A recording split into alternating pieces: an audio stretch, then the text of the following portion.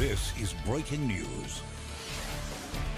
Good afternoon. I'm Liz Reyes. We start with breaking news at this hour. The Department of Justice charges 9 people in a staged car crash scheme, including 2 men who now face charges for murdering a witness.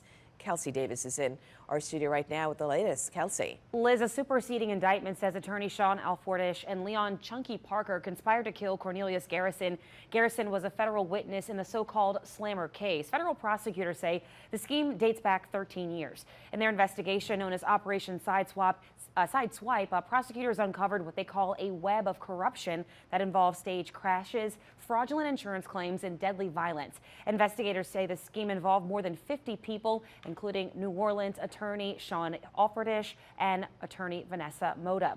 In 2020, Garrison started cooperating with the investigators. Prosecutors say Garrison was killed in his Gentilly home to keep from testifying. In January of this year, former co-defendant Ryan Harris pleaded guilty to shooting and killing Garrison and to charges of wire fraud and conspiracy to commit mail and wire fraud. Alfordish and Parker each now face several new charges, including homicide of a federal witness and mail fraud. Again, this indictment just came into the newsroom moments ago. We'll have more on this case coming up in our newscast at 4 p.m. and 5 p.m. Liz, back to you.